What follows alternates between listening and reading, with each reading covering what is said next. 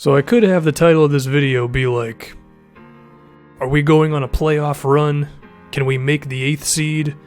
Well, in reality, we didn't even get close. We finished like 7 games behind the 8th seed. So if I do make that the title, well then it's kind of spoiled in the first 10 seconds, so maybe I won't do that. There's your YouTube advice portion of this video. What the hell's going on with this team? Aaron Gordon's point production actually kept on going, and now he's tied with Jason Tatum for top on the team. 15 points a game scoring leaders. Hoorah! There's a reason we're not the 8th seed. I think Gordon was pretty damn good in his first season for us. What is it, his 4th season overall? We have to remember, his 3rd season was ruined because, for whatever reason, Frank Vogel believed he should be a small forward. I like where he's going. He's just going to have to progress on that outside shot and the playmaking, getting better defensively, getting better with his rebounds, and Gordon's going to be A-okay for us. Now if we can talk about the 19-year-old that already runs our franchise, which is some weird way of saying the NBA is a little jacked up at the moment, Jason Tatum's impressing me. I think he got better as the season went along. His three-pointer was still horrifically bad, but I think by turning down his three-point tendency, it stopped the bleeding a little bit. But from everywhere else, I mean, it seems like he's going to be a big-time scorer, you know? He's got the mid-range jumpers down. He can beat guys off the dribble. I really like setting screens with him, although the CPU doesn't do that because I simulate all the damn games, but I'm still going to say it anyway. The hell else does he do? He scores inside well. He's good. He's a good, really good scorer. The rebounding got better as the season went along. It got up to, 4 a game? I think a 19-year-old who averages 15 points, 4 rebounds, about 2.5 assists, that's pretty good. He sucks on defense, so he's going to have to improve there. And I did mention the three-pointer is going to have to get there because we're not in 1985. We are in 2017.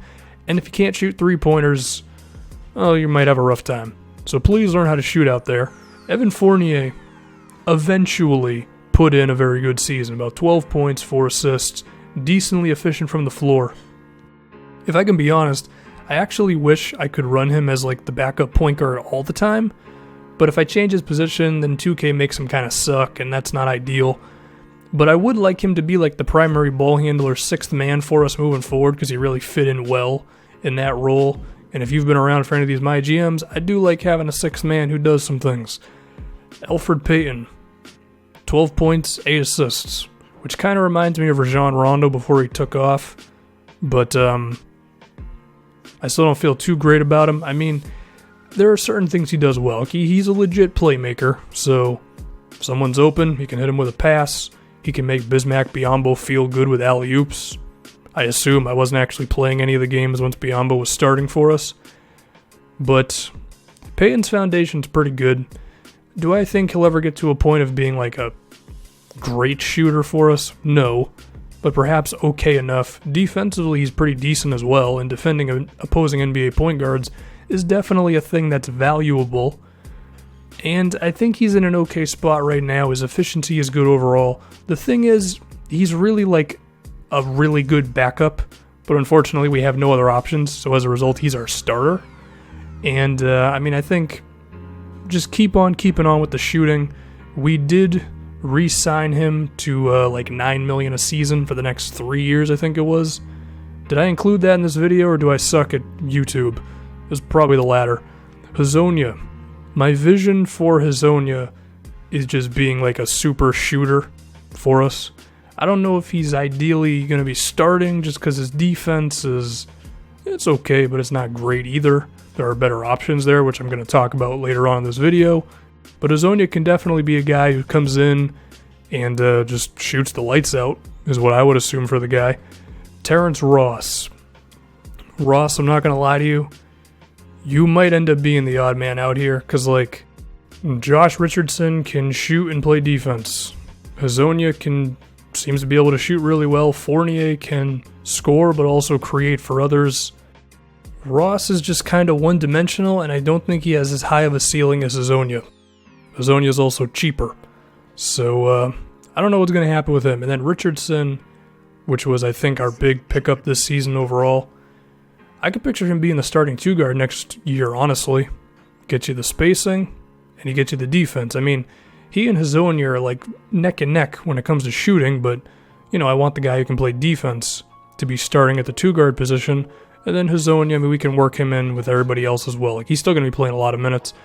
And then Biyombo, he's definitely interesting because ideally he is the, like, Nerlens Noel, DeAndre Jordan type of dude who offensively can be a real, like, pick and roll and offensive rebound kind of dude.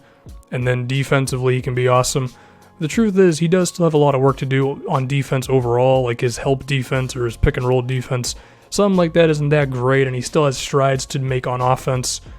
But the template for being a real difference maker is definitely there, and he's grabbing rebounds like a crazy person. Siakam is injured, so I can't show any footage of the guy. It's like going to be a running joke how we never actually show footage of him, apparently. And Marquise Bolden is going to be playing next season for us. So that's going to be interesting. What's he going to be as a defender and all that? Because he did impress us in Summer League. Well, now he's going to actually be getting some minutes at the backup 5 spot. Here's hoping he actually impresses. Now, how does the rest of the season go? 37 wins overall. LeBron James goes bananas. Markelle Fultz beats out Jason Tatum for Rookie of the Year. Why the hell is Bledsoe still on the Suns? Trade him, guys. Come on. Andre Drummond, Defensive Player of the Year. Okay. Good luck with that ever happening, IRL. How are the NBA playoffs going to turn out? Because, of course, 2K is very good at making this make no damn sense. When is Cleveland going to lose is mainly what I'm looking at. Oh, they lost in round 2 to the Wiz, so John Wall did something and then he got swept by Chris. What the hell is this 2K? Whatever. What's important now is the lottery. We're back here once again. This is where we got Tatum before. Can we get a difference maker this time? Well, this time it goes a little more normal as we end up with the 11th pick. But that doesn't mean we still can't get a real difference maker. I mean, I would say the only 2 positions we definitely have our guys are small forward and power forward. Like, I like our shooting guards and our centers. That doesn't mean they're solidified.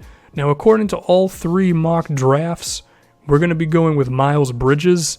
I mean, he's a small forward. I don't know how he really fits in what we're doing. So we're just going to have to see, Who are we going to draft? We got to draft someone who can fit into the young movement we have going on. Are we going to get an awesome role player? Are we going to get another Jason Tatum? All we can do is start looking.